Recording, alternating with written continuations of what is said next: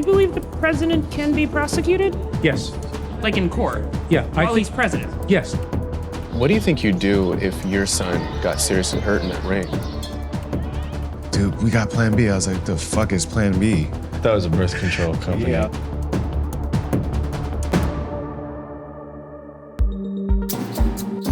U.S. Central Command passed out this video as proof that Iran's responsible for yesterday's attacks on 2 oil tankers in the Gulf of Oman. CENTCOM says it shows Iranian sailors removing evidence, an unexploded mine from the hull of the Kokuka Courageous. But the Japanese firm that owns the tanker questions CENTCOM's theory, saying the tanker was hit well above its waterline, not by something stuck to the side of the ship. Brazilian workers are on the first general strike since President Jair Bolsonaro came into office. The main target of the protests, pension reforms, which the president argues are necessary to avoid bankrupting the country. Workers can now retire around age 55, but if the reforms get through Congress, they'll be working until they're in their 60s and forced to pay more towards their pensions each year.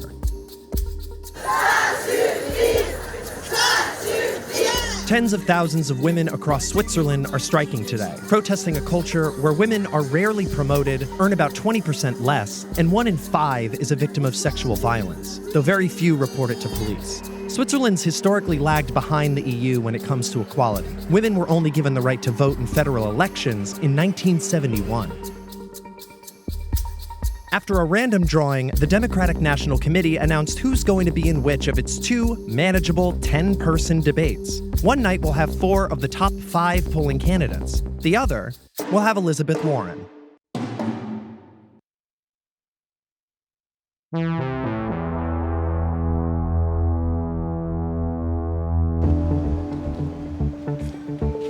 Let me just thank all of you for coming and welcome you, and especially welcome our distinguished guest, Attorney General Eric Holder.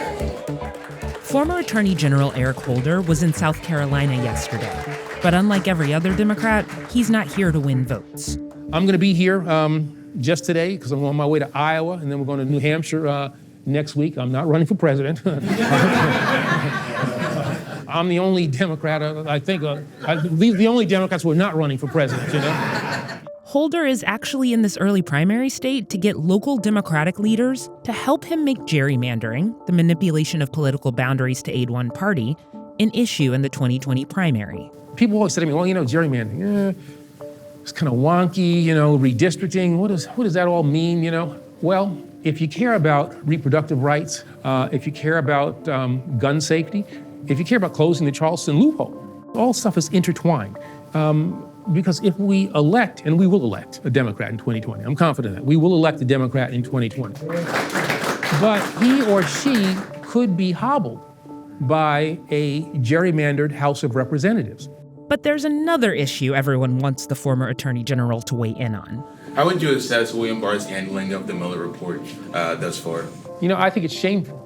An Attorney General is not the lawyer for the president. An Attorney General is a lawyer for the people of the United States. I was the Deputy Attorney General during the Clinton administration when we wrote the regulations that resulted in Bob Mueller's appointment.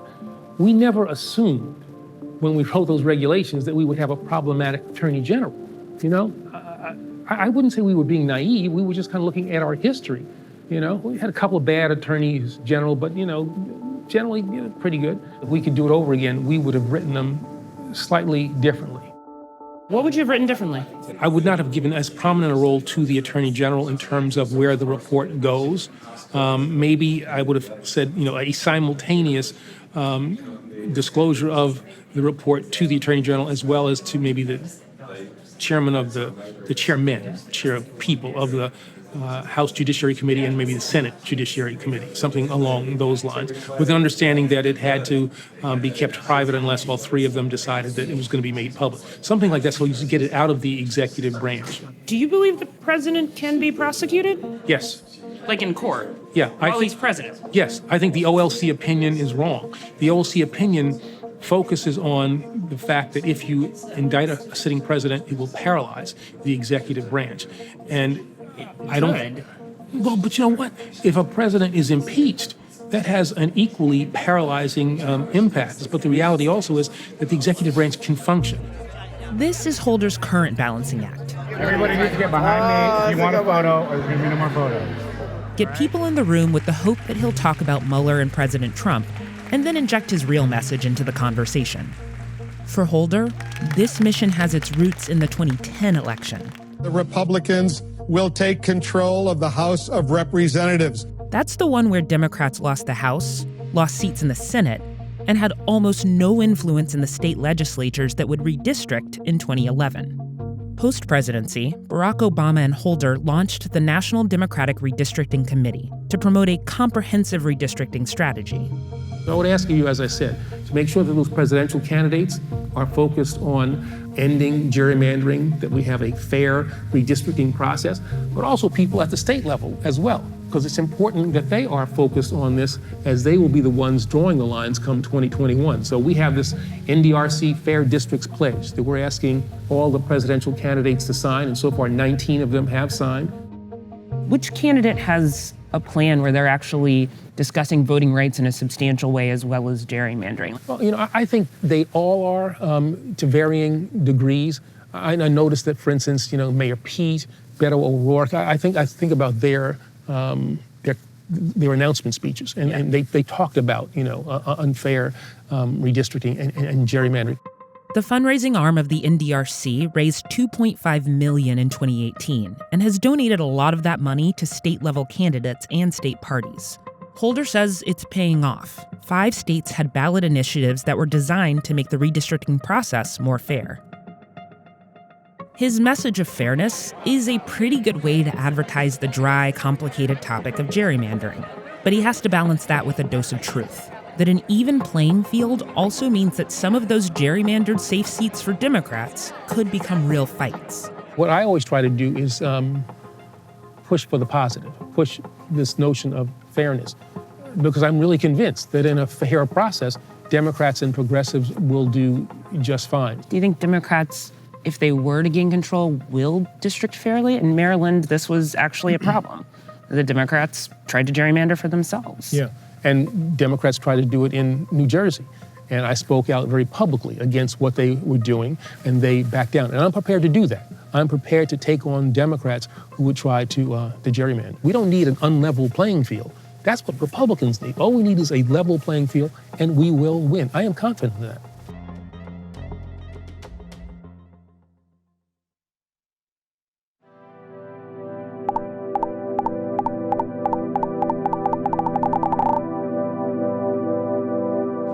Giving money to a presidential campaign is one of the weirder experiences in our democracy. You do the campaign a favor, and what do you get for it?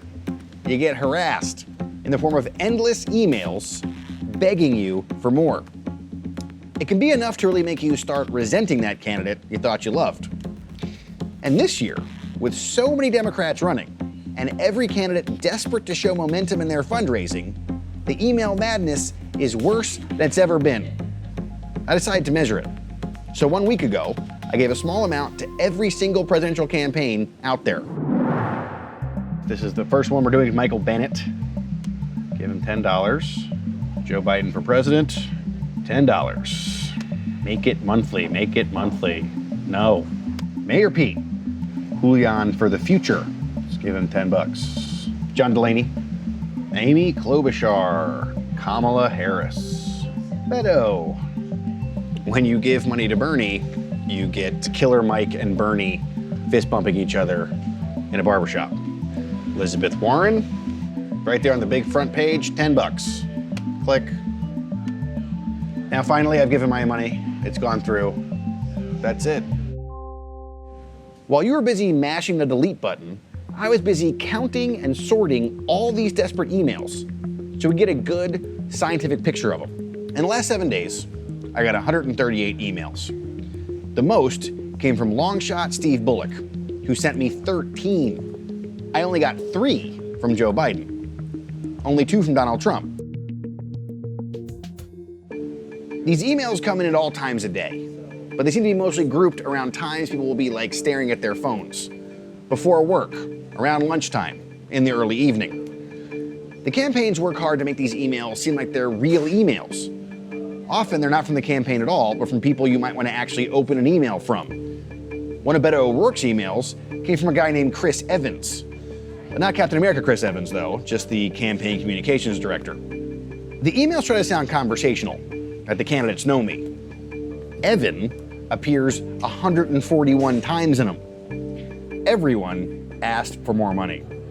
One of Gillibrand's emails had a suggested donation of at least $25 more. Warren lured me in with a GIF, but it was actually just a fundraiser in disguise. A lot of people just asked for $1. So did anyone set themselves apart? Did anyone emails rise above? Kinda. There are all different kinds of flavors of these things. Kamala Harris's emails are all scary about the dangerous future ahead if she's not the president. And Biden's emails feel kind of phoned in. Trump's are defensive, all about how great he's made America again and the fake news that's out to destroy him. But really, by the end of the week, the inbox is one indistinguishable mass of desperation and fake personal shamelessness, pretending to be doing anything other than doing what they're actually doing, which is just sucking me dry, which is, of course, what it's all about, all the time, until the end of the campaign. Which is why my favorite email was one of the most honest. It came in at 10:33 this morning from barely known Democrat John Delaney. The subject line, "We hate this."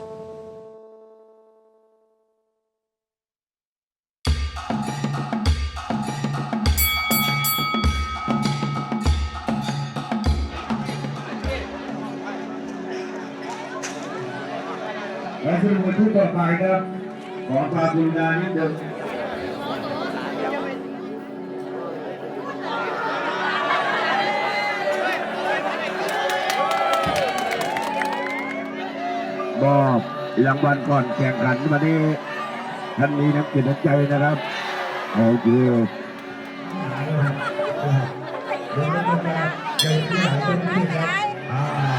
In Thailand, Muay Thai is the national sport. Kids start training as early as 6 years old, and going to watch kids fight is a popular pastime.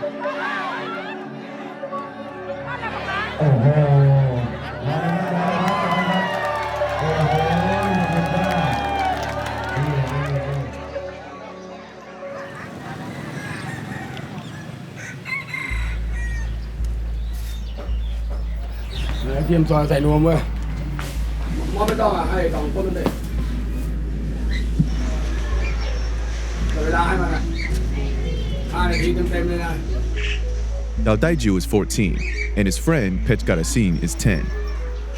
They both train at a Muay Thai gym outside of Bangkok.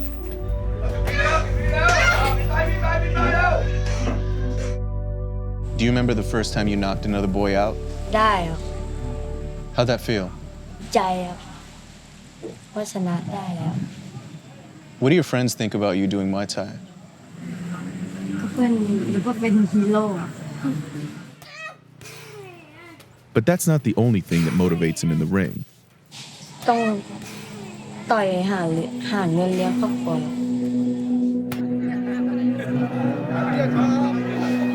If Daldaiju wins a fight, he can make enough to cover his family's rent for a few months.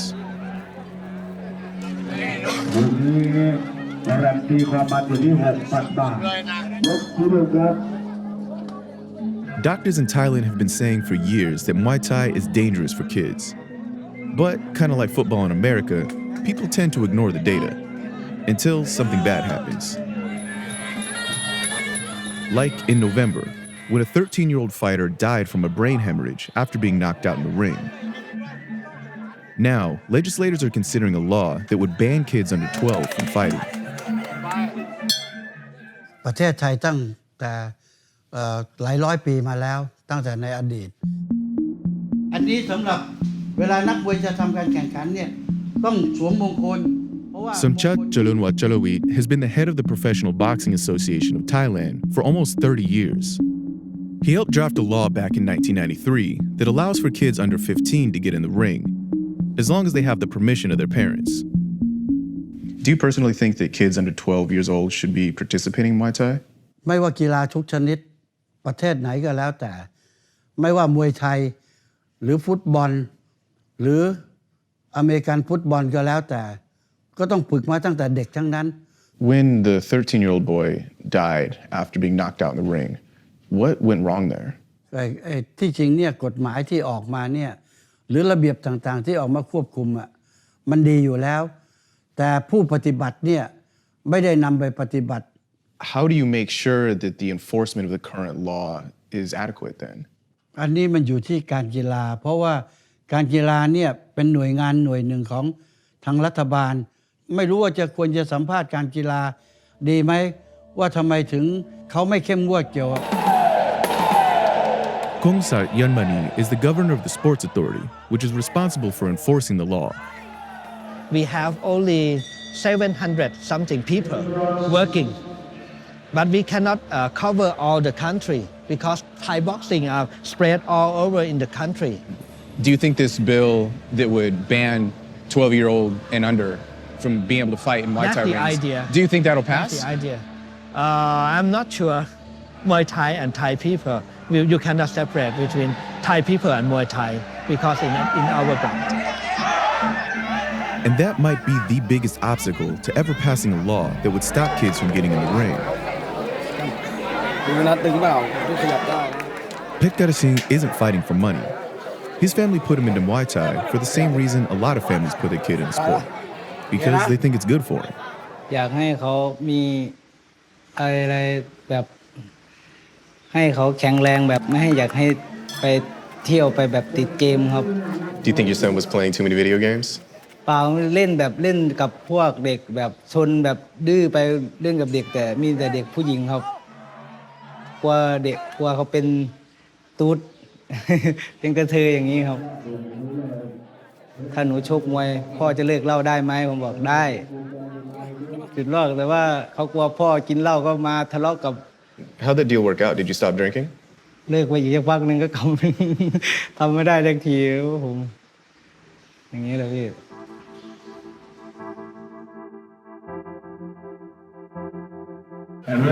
กันครับถอย5 ยกนะครับ ก็ทีแรกก็เป็นห่วงค่ะเป็นห่วงเหมือนกันก็หัวอกคนเป็นแม่เนาะแต่ว่าเขาชอบ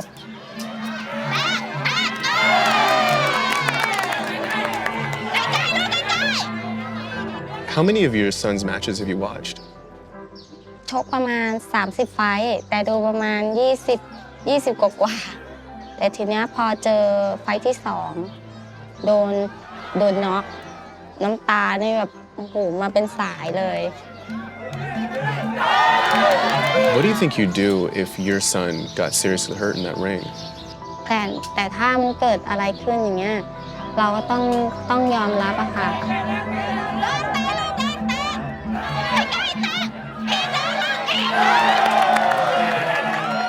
Pekkarasing fought hard for the full 5 rounds, but his match ended in a tie.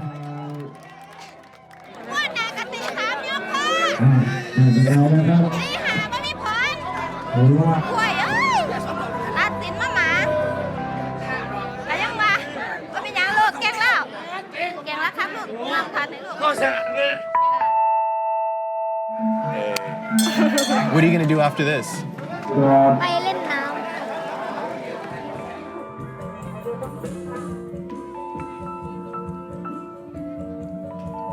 You're kind of like your son's behind-the-scenes coach in all this, aren't you?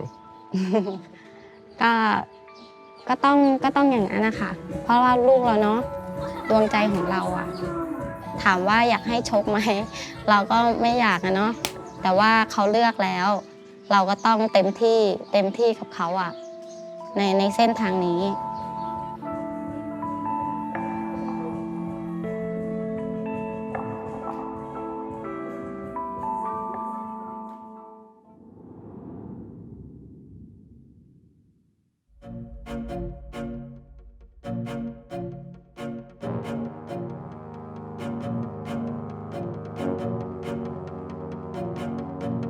Hi, I'm Jimmy. I'm the lead actor of Last Black Man in San Francisco. I'm Joe. I'm the director, and we're here to talk about how we made it. The film is a love story between a man and a house, inspired in some ways by parts of Jimmy's life. I always come back to the old house. What if it's empty? What if we just peeked inside? And American cities are changing. We all have our own complicated relationships to it, whether you're a newly arrived person who feels some guilt or complicated feelings about moving to a new place. Everyone is a participant in this. En route to getting the money to make the movie. We did the Kickstarter. We went over what we had expected to get. That obviously wasn't enough to make a full-length feature, so we got a chance to make a short film, and it got into Sundance in 2017. That's where we met Christina O from Plan B. It was sort of surreal. Kalia was my producer. Me and Kalia went to the set of Ad Astra, where Dee Dee and Jeremy, who run Plan B, were there making Brad's film. Brad Pitt. I imagined in my head as I'm walking around the set, which is bigger than anything I've ever seen in my life, that Brad's somewhere in front of a green screen hanging from a 200-foot ceiling somewhere. We were expecting it would be a very gracious pass, and they'd say, hey, look guys, cool project. Don't think, it's right for us. And instead, Jeremy said, we want to do this. We just eventually started crying and hugged each other because it feels like a dream in some ways. I think he told me in the kitchen, actually. He was like, dude, we got Plan B. I was like, the fuck is Plan B? And then I was like, oh, shit, oh. That was a birth control company. Yeah. In the opening scene of the film, Jimmy and his best friend are supposed to skate through the city. We wrote it as Jimmy and Mont, his best friend, share a skateboard. I don't skate, so I'm the worst person because I'm coming up with this thing, asking Jimmy to do it. I was like, hell no. I was like, what the fuck? What are you, how? We call it Tony Vitello from Thrasher. I was like, Tony, have you ever seen two dudes on one board, going down hills? He was like, hey, anybody know how to fucking ride a board with two dudes on one board? Everybody's like, nah, dude. So he reached out to the guy that makes boards out of old boards. It was wider than the usual skateboard and a little bit longer. We tried him sitting on the front of the board, that didn't work. As soon as he puts his hands on Jimmy's shoulders, it feels like friendship. It just feels like these dudes know each other so well. And in fact, that process of doing that, falling together, trying that shit out, that was one of the first bonding experiences you guys had as actors. It's just you two. Stick together. You see different sides of people. You see that people aren't one thing. The same dude who might have just pulled a gun on someone is crying about a girl the next day. And I think that complexity lives in everybody. And that's a part of growing up in San Francisco. And so it was important that the movie about the city show that. You don't get to hate San Francisco unless you love it.